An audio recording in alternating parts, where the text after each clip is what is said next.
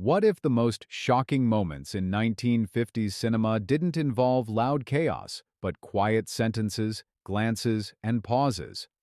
On the surface, the decade smiled politely. Clean streets, clean morals, clean screens.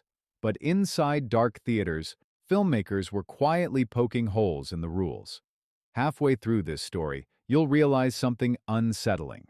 The scenes that terrified censors weren't extreme at all. They were honest, and that honesty changed everything. Number 12. The Moon is Blue, 1953. Sometimes the most dangerous thing you can show on screen is a conversation. At first glance, this film looks harmless. A calm city skyline, a neat apartment, two people talking, no raised voices, no dramatic music, no wild behavior. And yet, this single scene sent alarm bells ringing across America. The trouble begins when adults speak openly about relationships in a way that sounds normal, casual, direct. Words that had never been allowed to float freely in a mainstream script suddenly appear, spoken without shame or punishment. There is no moral lecture, no sudden reversal, just dialogue that treats grown people like grown people. That alone was enough to trigger outrage. The Production Code Office refused its approval outright. Religious groups demanded cuts. City officials warned theaters not to show it. In places like Kansas City and Boston, screenings were blocked. Local leaders claimed the scene would confuse young viewers, weaken family values, and open doors that were supposed to stay locked forever. Director Otto Preminger didn't blink. Instead of cutting the scene, he released the film without permission. That move was almost unheard of at the time. Studios whispered that it would fail. Theater owners worried about protests. But something unexpected happened. Audiences lined up. Curiosity spread faster than criticism. People wanted to see what all the noise was about. When they finally watched the scene, many were surprised. There was no shock in the usual sense, no visual excess, just words spoken plainly, like people actually speak in real life. And that was the problem. By refusing to soften adult conversation, the film quietly exposed how fragile the rules really were. Theaters that banned it only made it more famous. Newspapers debated it. Radio hosts joked about it. And slowly, the idea took hold that maybe the code wasn't protecting viewers at all. Maybe it was protecting control. The film became a financial success. More importantly, it cracked the door. After this, other filmmakers realized something powerful. You didn't need approval to reach an audience. You just needed nerve. Looking back, the scene feels mild, almost charming. But in 1953, it was a thunderclap. Proof that a few honest lines of dialogue could shake an entire system that had ruled Hollywood for decades. Number 11. The Wild One, 1953. This scene didn't shout, it slouched, and that scared people far more. Marlon Brando appears on screen wearing a leather jacket, leaning against his motorcycle, eyes half bored, half daring the world to challenge him. The moment that caused panic wasn't a fight, it wasn't damage, it was a short exchange that sounded almost lazy.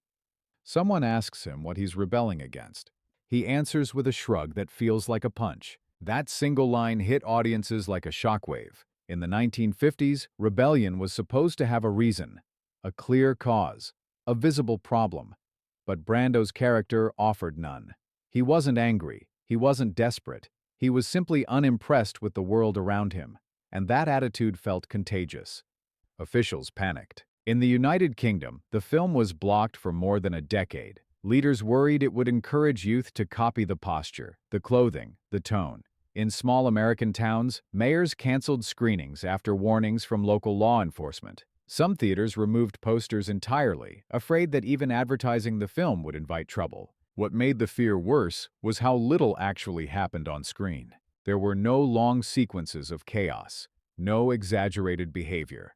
The power came from stillness, from Brando's relaxed confidence, from the idea that you could reject expectations without raising your voice. Young viewers understood it instantly. They saw something new, a character who didn't ask for permission, who didn't explain himself, who didn't apologize, and that was enough to turn him into a symbol. Behind the scenes, the production was modest. Shot on dusty locations with real motorcycle club members, the film wasn't meant to start a cultural fire. But once it was released, it became impossible to contain. Even people who never saw it knew the jacket, the posture, the mood. Ironically, attempts to suppress the scene only made it legendary.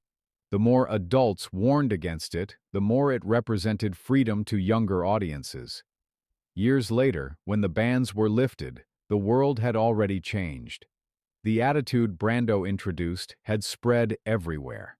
That short exchange didn't just scare censors, it announced the arrival of youth culture on screen, and once that door opened, it never closed again.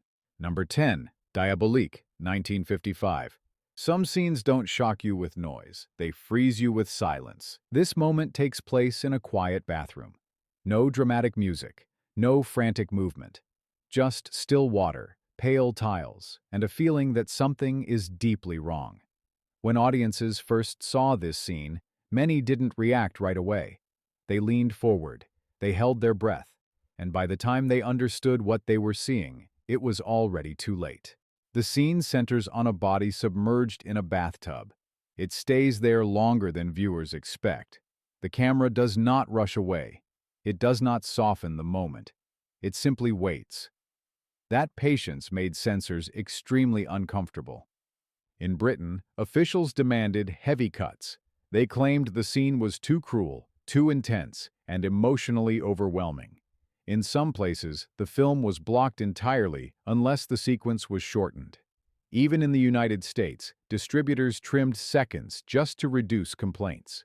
But the director refused to treat the audience like children. Instead of hiding the moment, he framed it carefully.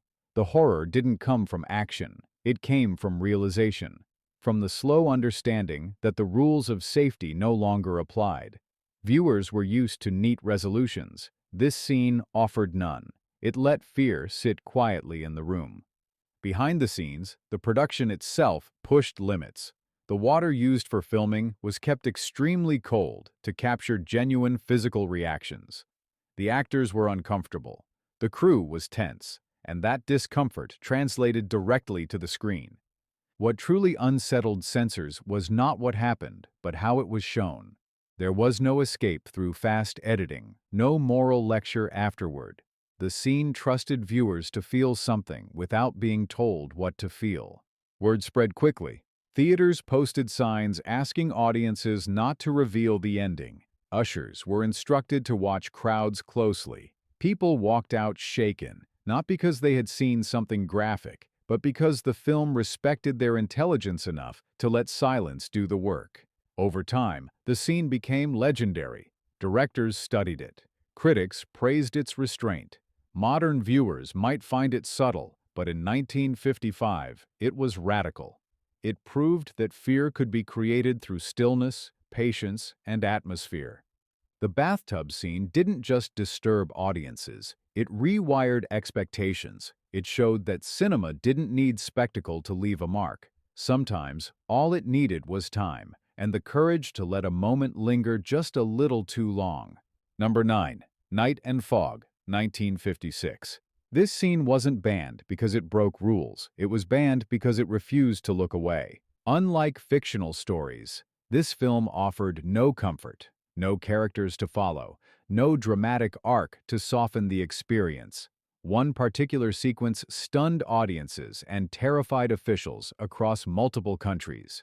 The camera shows empty camps, quiet paths, rusted fences.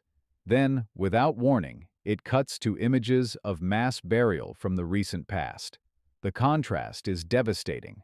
Calm present, brutal memory, side by side. Censors immediately panicked. In France, officials attempted to cut scenes that revealed local cooperation during the war. Other countries delayed release, fearing public reaction. Television networks refused to air it for decades, claiming it was too disturbing for general audiences. What made the scene especially powerful was its tone. There was no shouting, no dramatic narration. The images spoke for themselves. A bulldozer moving slowly, figures falling into a trench. The motion was almost mechanical, and that was the point. The film didn't sensationalize anything. It documented. Some educators wanted to show the film. Others argued it was too much. In one well-known case, a school administrator lost their job for screening it without edits. The argument wasn't about accuracy, it was about discomfort. The director refused every demand for softening. He believed memory should not be polite, that history should not be filtered for convenience. The scene existed to remind viewers that forgetting is a choice, and that choice has consequences. The music added to the unease, high, tense strings that never resolved. It felt like nerves stretched too tight. Viewers left screenings quiet. Some couldn't speak afterward, others said the images followed them home. Unlike other banned scenes of the decade, this one wasn't later celebrated as entertainment. It was respected, feared, studied. Even today, debates continue over when and how it should be shown. That is what made it dangerous. It didn't invite thrill. It invited responsibility. It demanded that viewers carry what they had seen forward. And in the 1950s, that demand felt threatening. This scene proved something important. Cinema could do more than amuse. It could confront. And when it did, even governments hesitated. Number 8. Baby Doll, 1956. This scene shocked audiences not because of what it showed, but because of where it took place. The camera opens inside a crumbling southern house, paint peeling, floorboards creaking, heat hanging thick in the air. In the middle of all this sits a young woman, curled up inside a child's crib, rocking gently as if time never moved forward. That image alone was enough to set off alarms across the country. The scene unfolds slowly. No rush, no dramatic cuts. A conversation begins between two adults, but the setting makes everything feel unsettling. The crib turns a normal exchange into something deeply uncomfortable. Not because of action, but because of implication. Censors immediately zeroed in on this moment. Religious groups labeled it dangerous. Newspapers refused to run ads. Entire cities threatened to block the film. Leaders argued that the scene blurred boundaries that were never meant to be blurred. And once again, there was no visual excess to point to. Just posture, tone, atmosphere. Director Elia Kazan knew exactly what he was doing. Rather than soften the moment, he leaned into suggestion. The scene plays out like a psychological tug of war. Power shifts through silence, through eye contact, through the way characters position themselves in the room. The crib becomes a symbol, not of innocence, but of control. What truly angered critics was that the film never stepped in to explain itself. There was no narrator to guide judgment, no clear signal telling the audience how to feel. Viewers were left alone with their reaction, and many didn't like what they felt. Protests followed. People carried signs outside theaters. Community leaders warned families to stay away. Some cinemas showed the film anyway and sold out every showing. Controversy turned into fuel.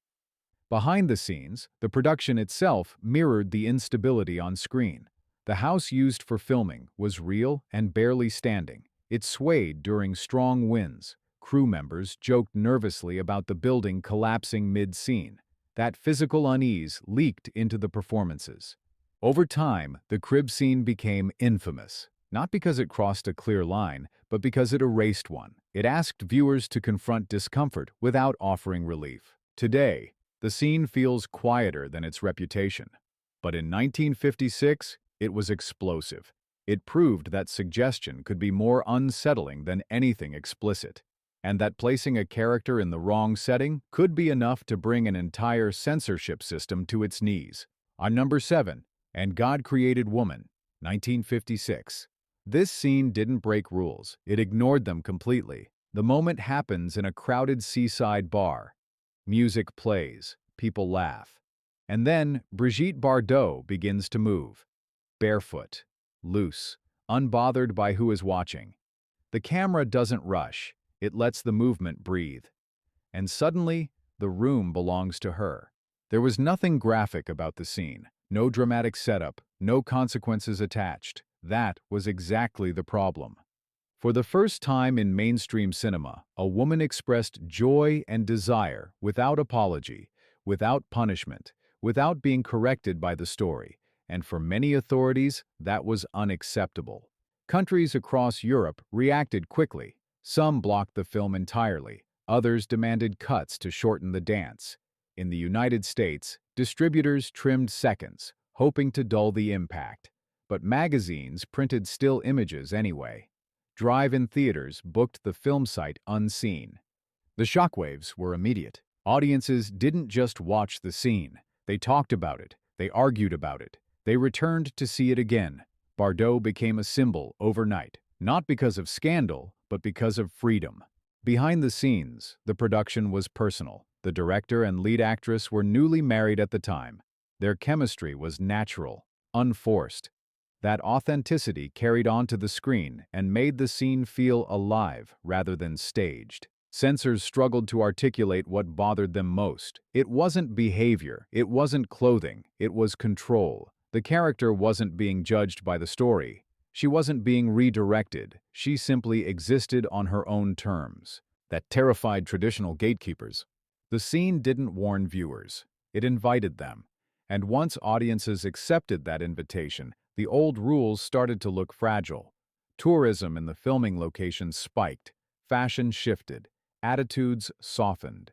Looking back, the dance seems almost innocent. But in 1956, it was revolutionary. It showed that expression didn't need justification. That movement alone could carry meaning. This scene didn't just scandalize cinemas. It redrew the map of what could be shown. And once that map changed, there was no going back. Number 6. Blackboard Jungle, 1955. This scene didn't frighten adults because of what happened on screen. It frightened them because of what happened in the aisles.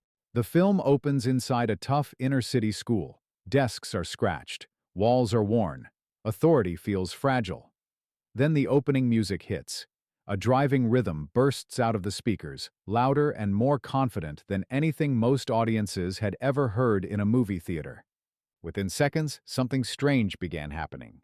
Teenagers started moving, feet tapping, shoulders bouncing. In some theaters, young viewers stood up and danced. Ushers panicked. Managers called local officials. The scene itself showed students acting out, challenging rules and pushing limits inside a classroom. But the real disruption was happening off the screen. That terrified city leaders. Memphis banned the film outright, claiming it encouraged disorder. In Britain, officials demanded cuts and required extra security at screenings. Parents' groups sent angry letters. Teachers felt attacked. The idea that a movie could energize young people this way felt dangerous. What made the scene powerful was its honesty. There was no fantasy setting, no exaggerated villains, just a school that felt real. Students talked back, teachers struggled, authority was questioned instead of celebrated. And the opening sequence made it clear that this story would not offer easy solutions. Behind the scenes, the production leaned into realism. The director encouraged young actors to bring their own slang and body language into scenes. One performer improvised dialogue so naturally that studio executives reportedly asked for subtitles during early previews. That authenticity was exactly what upset censors. The scene didn't say young people were bad. It said they were restless. That distinction mattered. It suggested the system might be part of the problem. And in the 1950s, questioning systems was risky. Despite bans and protests, the film succeeded, or maybe because of them. Teenagers heard it was forbidden and rushed to see it. Adults who tried to stop it only made it more appealing. Over time, the opening classroom scene became iconic. It marked the moment youth culture stopped knocking and walked straight through the door of mainstream cinema. Later films about schools, rebellion, and misunderstood students all trace their roots back to this moment. Looking back, the scene feels almost tame, but at the time, it was explosive. It proved that music, attitude, and realism could shake authority without breaking a single visible rule. Sometimes the loudest disruption isn't violence. It's a beat that refuses to be ignored. Number 5. Senso, 1954. This scene shocked audiences by blending beauty with betrayal and refusing to look away. Set against the backdrop of war-torn Italy, the film unfolds like a lavish painting, rich colors, elegant costumes, slow, deliberate movement. But beneath the surface, something far more unsettling is taking place. The scene centers on a forbidden embrace between a married aristocrat and an occupying officer. The moment stretches longer than expected. The camera lingers. Music swells. There is no rush to cut away. Viewers are invited to sit inside the tension. Censors across Europe reacted quickly. They claimed the scene was too indulgent, too sympathetic, too willing to make betrayal feel beautiful. In Italy, officials demanded edits. In other countries, release was delayed or altered. Even color tones were muted to reduce emotional impact. The concern wasn't the embrace itself, it was context. This was not a simple romance. It took place during a national crisis. By presenting personal desire alongside political conflict, the scene suggested that loyalty was complicated. That idea unsettled authorities who preferred clear moral lines. Director Luchino Visconti refused to simplify. He believed history was messy, that people made questionable choices under pressure. The scene reflects that belief. It does not excuse the characters, it simply shows them as human, torn between duty and feeling. Behind the scenes, Visconti fought constantly with producers over pacing. They wanted faster cuts, shorter scenes, clearer judgment. He insisted on stillness, on allowing emotion to breathe. That insistence paid off artistically, even if it caused trouble at the time. The scene became a talking point. Some viewers found it moving, others felt uneasy, but no one forgot it. Over the years, lost footage was restored, revealing colors and details unseen for decades. When audiences finally saw the full version, reactions were intense. The embrace no longer felt shocking in a surface way. It felt tragic, like watching history repeat itself through personal failure.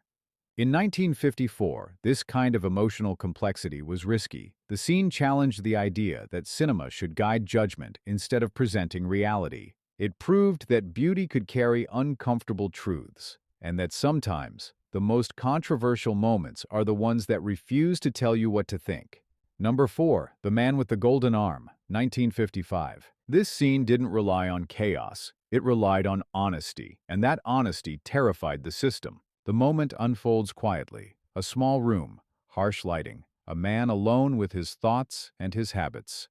There is no dramatic speech, no warning music, just a close focus on routine, the kind of routine people preferred not to think about in the 1950s. What made this scene explosive was its refusal to hide behind suggestion. For the first time in a major American film, a character's struggle with dependency was shown directly, not as a joke, not as a side note, but as the center of the story. The camera stayed close. Too close for comfort. Audiences were forced to sit with discomfort rather than escape it. Censors reacted immediately. Several states blocked the film. Approval boards refused to endorse it.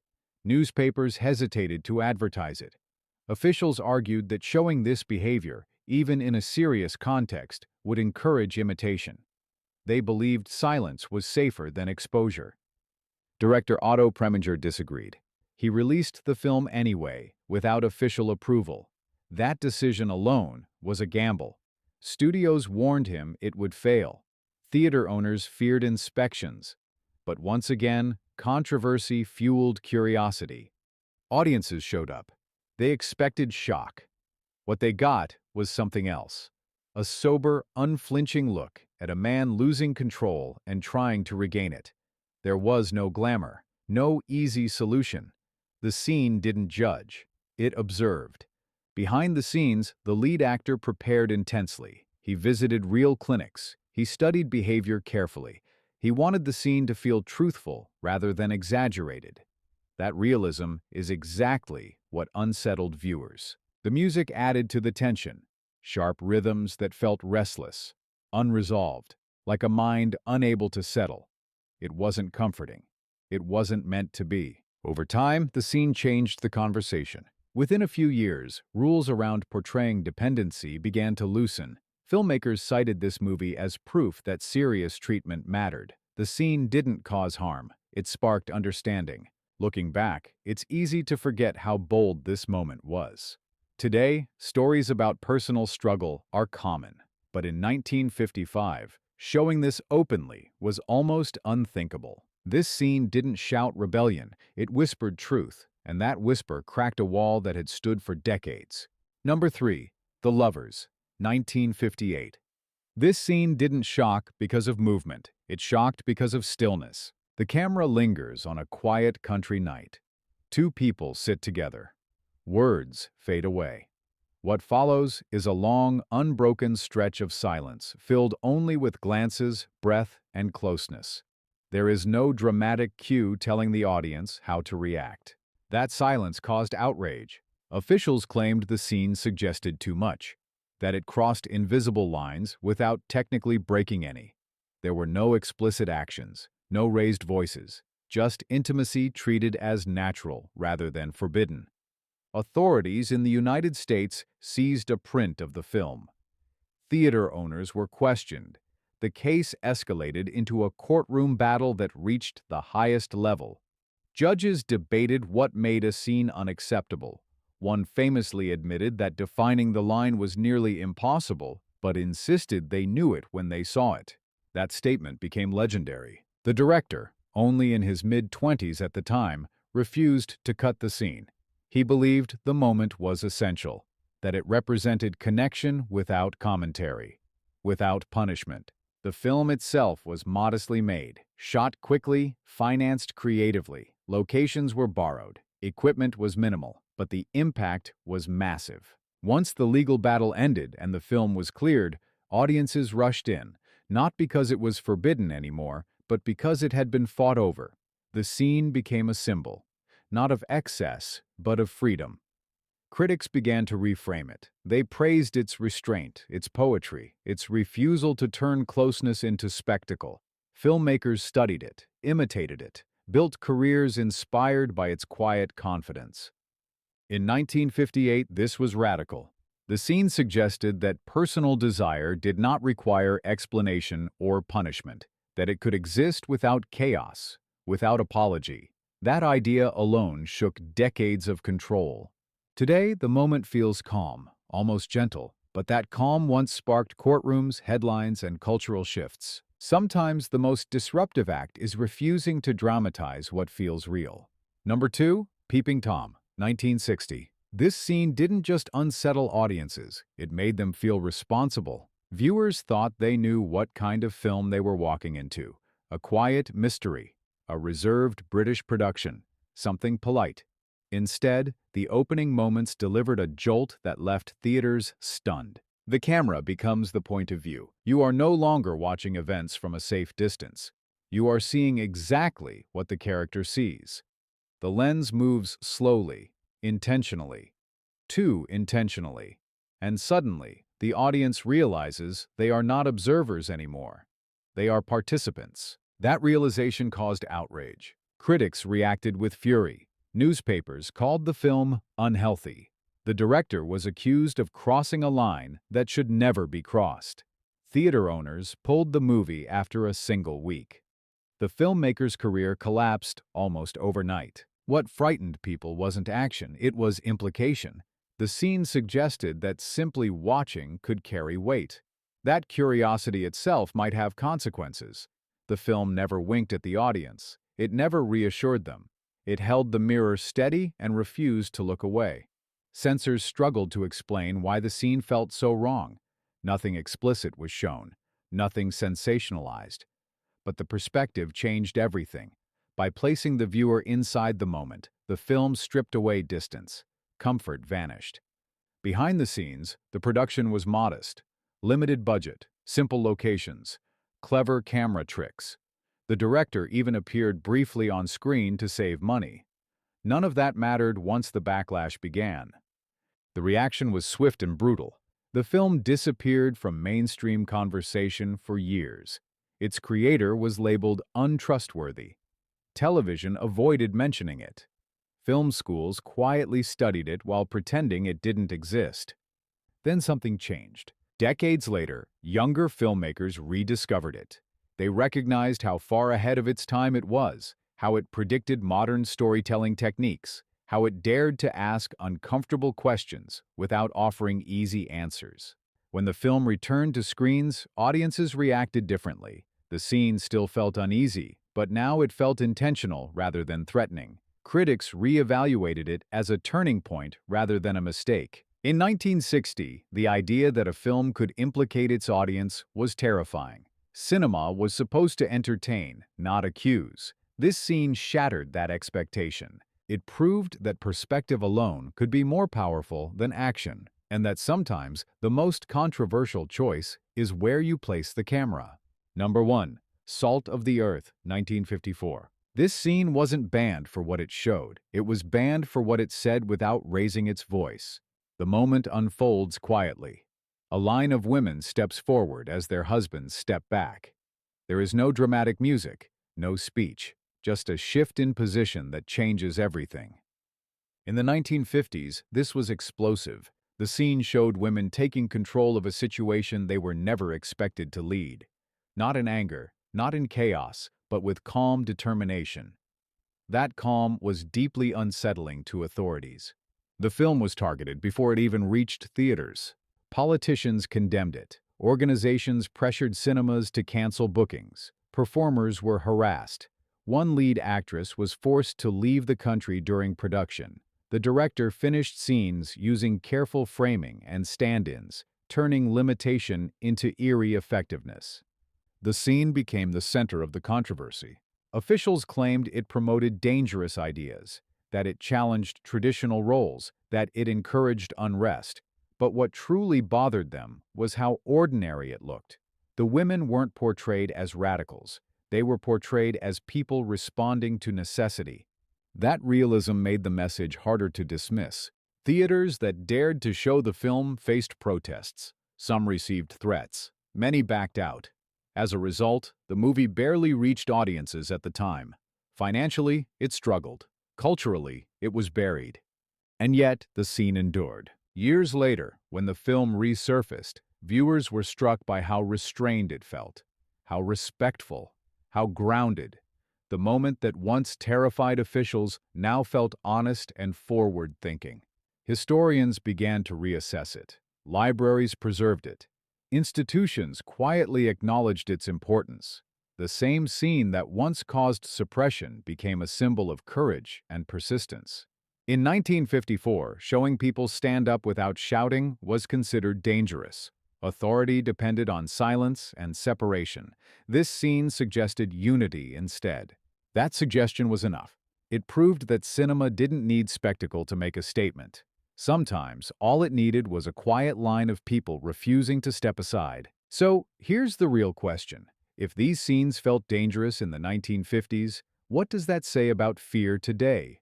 None of them relied on extremes. They relied on honesty, on silence, on perspective. If this surprised you, share which moment hit hardest. Subscribe for more untold film history, and ask yourself this: which quiet scene today might scare the future just as much?